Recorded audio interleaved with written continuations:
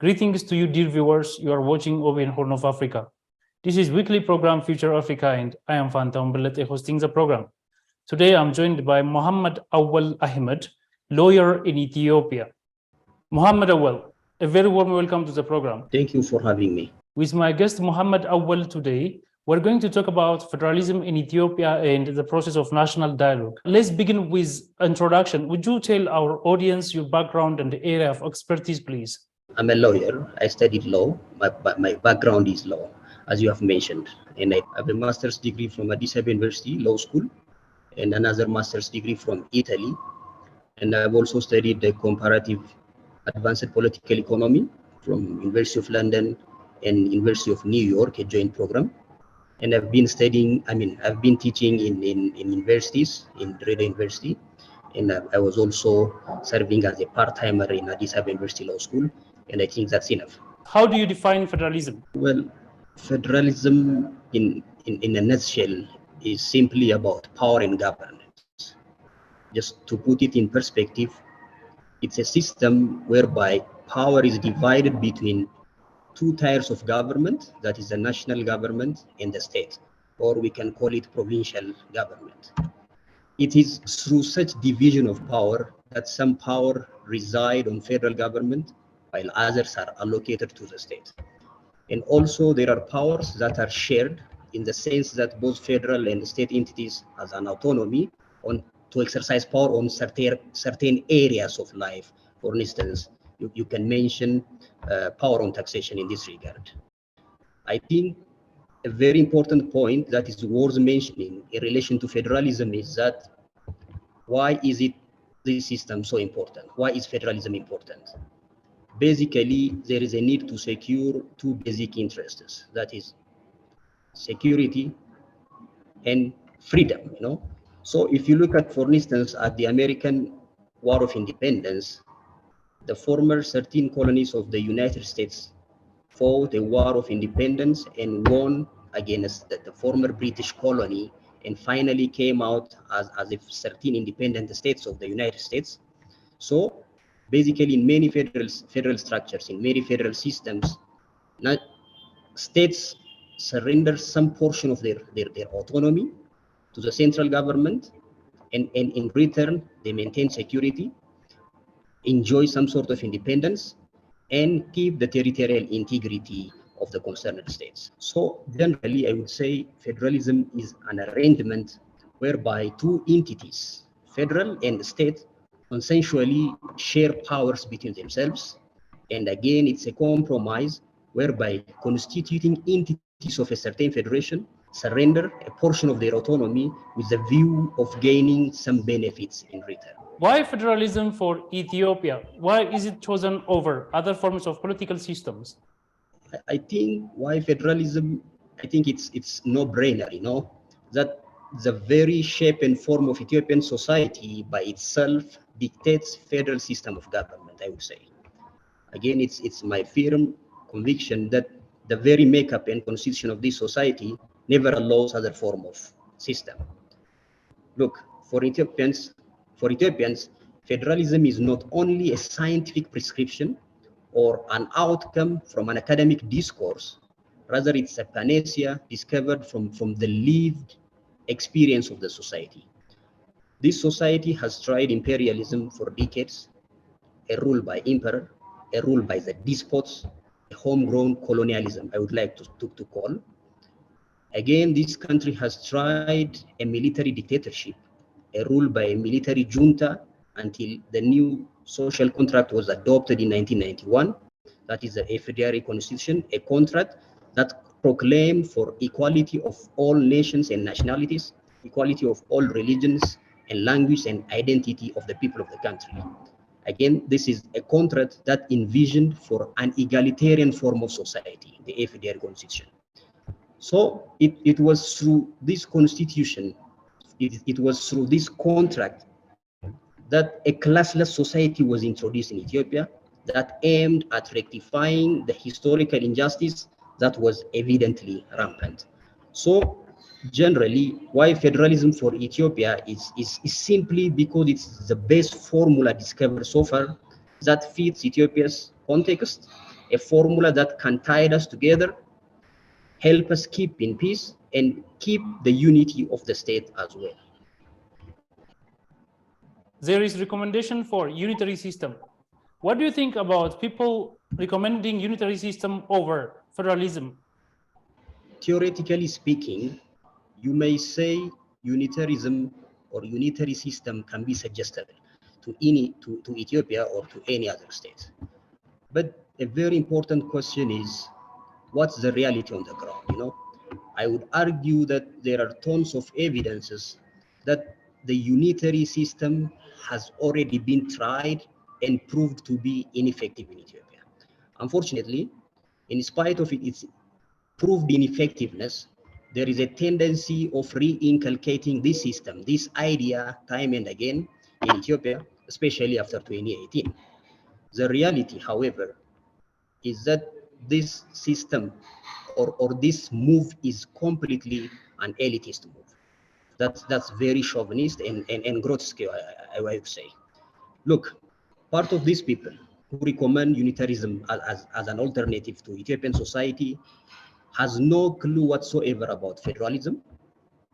Again, a considerable part of these people knows very much about the pros and cons of federalism and unitarism, but they don't want to face the bitter truths on the ground due to their chauvinist tendency, excessive love for themselves, for their language, for their identity, and again, excessive prejudice that they have towards other nations and nationalities and others' language and identity.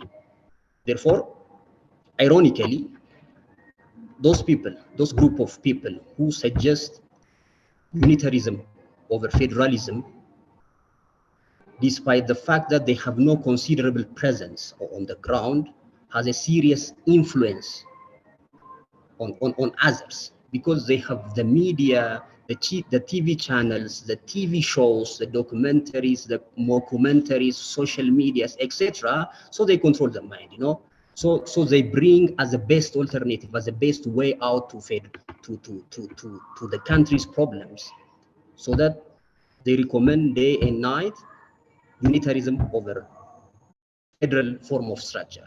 Again, these people, informed by their supremacist view, when you look at their media bravado and blabbering, it seems as if they are representative of the will and whims of the entire nation. That's unrealistic and harebrained in every sense of the term, I would say. Look, these people are a problem child of the country and probably the region, I would say.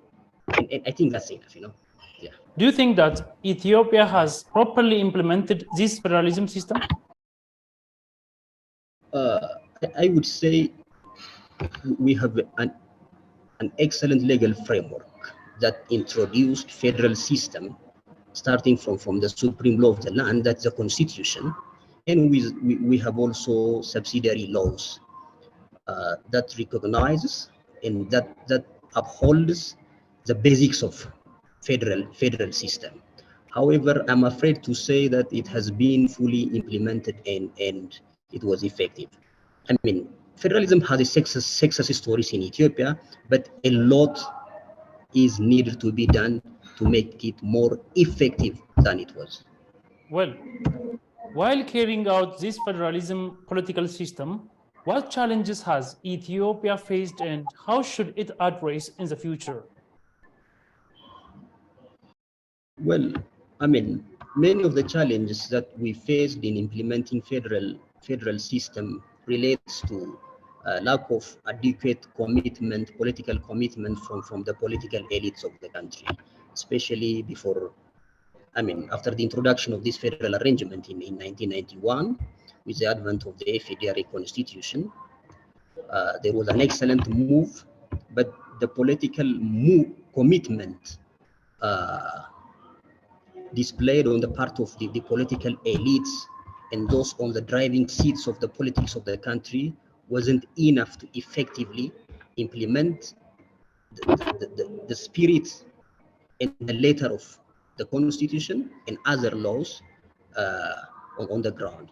Therefore, if there is a will and political commitment on those having the leverage, I think the success stories that we have already begun to enjoy can be maintained, and more success can be achieved in the future, I would say. What is national dialogue and its importance? National dialogue, to put it in a simple way, if not simplistic, is to convene a forum to discuss an issues of national concern or national interest. And it's in such convention that you discuss the political, economic, and social issues of major concern in an open forum. So whenever an issues that are argumentative and issues that the people has no similar consensus on, you convene a national consensus, national dialogue, to reach upon a certain form of consensus on those major issues of the country. Concerning the national dialogue process that is underway in Ethiopia, it can be said it's a good initiative. It's an excellent move, I would say. How do you explain the prospect of this national dialogue? As I've tried to mention earlier, it's a very robust initiative. It's a very big and excellent move, I would say. If there is a political commitment on the side of the elites, the political elites of the country, there is a possibility that it would bring some benefits to the people of the country. And I applaud the move the initiation brought. However, I cannot hide some of my concerns in relation to this national dialogue initiative. Some concerns on the process I cannot hide my concerns for a political or whatever correctness. For instance, some of my concerns pertains to the multiplicity of the stakeholders. I'm afraid to say that the commission so established and the process is much representative of the diverse political views and opinion of the general public. Ethiopia is a very diverse country. There is a serious diverse views on major issues of the country. So whenever you take an initiative to conduct a national dialogue, those views, those dissenting opinions from every corners of the society should be represented in the process, I would say. And again, the other concern that I have is the constraints that I see in relation to the backgrounds of some of the ranks and files in the commissioners they're in, for I have to be honest, we know the figures they're in the driving seat, the commissioners. And this concern of mine raises from the fact that we already knew the views of some of the commissioners therein on major political agendas. Some of the commissioners have been on record discussing some views of some groups. Discussing views of a certain group is not a crime. It's not bad in itself, but however, it might create, a suspicion that the process might be affected by their view that they held before assuming the position they are exercising now. So since they were some of the figures are on record in endorsing a certain ideology and explaining their stand on a very sensitive national issues, I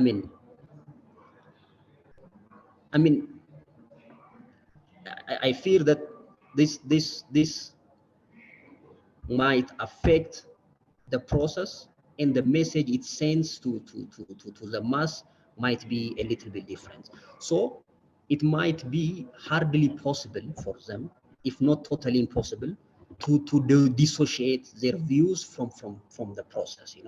I wish they must dissociate their personal opinion, their personal view on major agendas, and allow the process to operate independently and openly.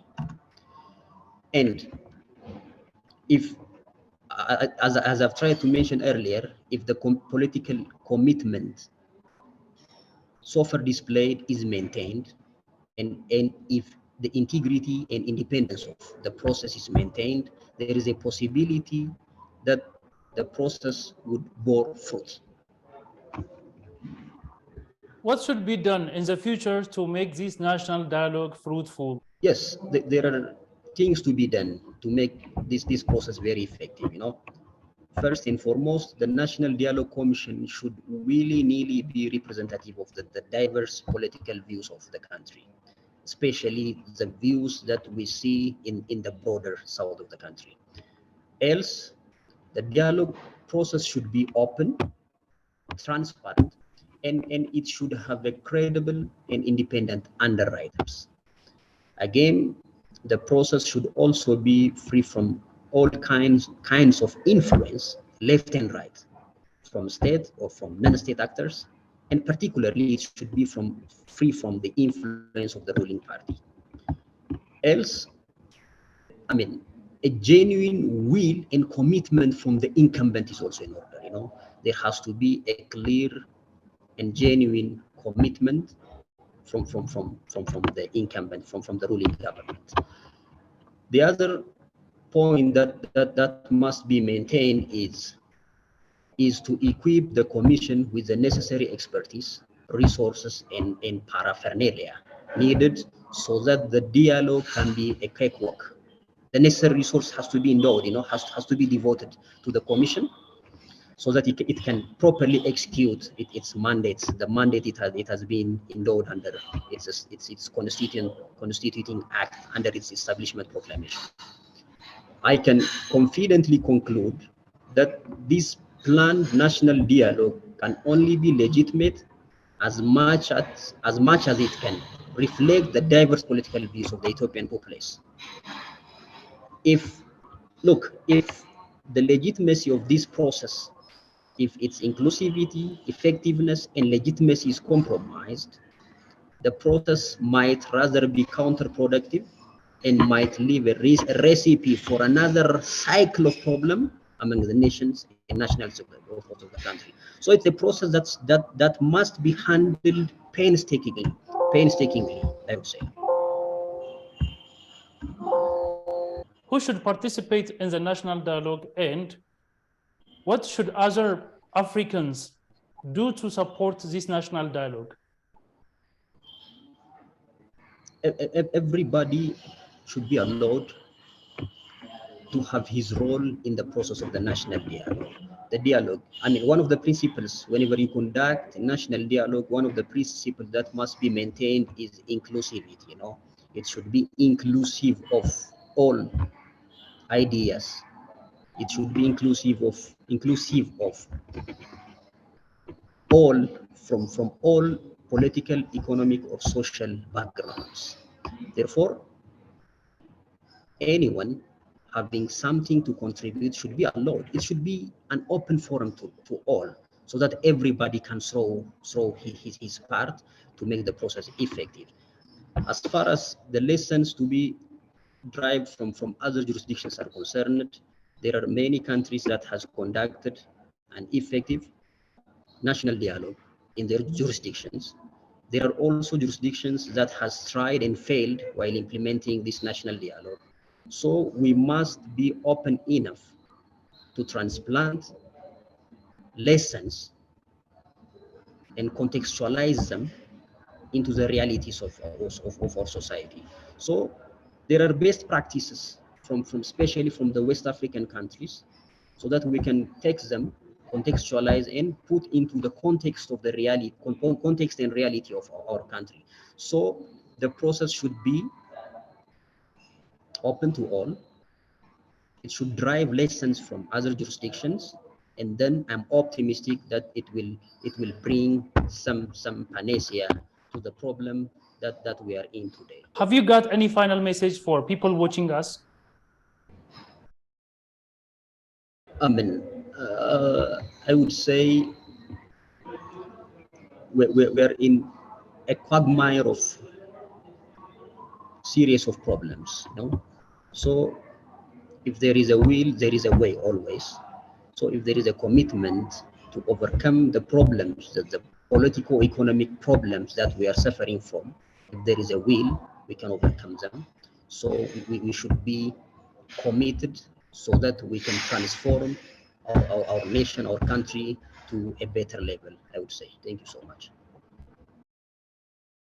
Muhammad Awal Ahmed, lawyer in Ethiopia, thank you for your precious time. Thank you so much. Thank you for having me. Dear our esteemed viewers, this brings us to the end. Thank you for watching.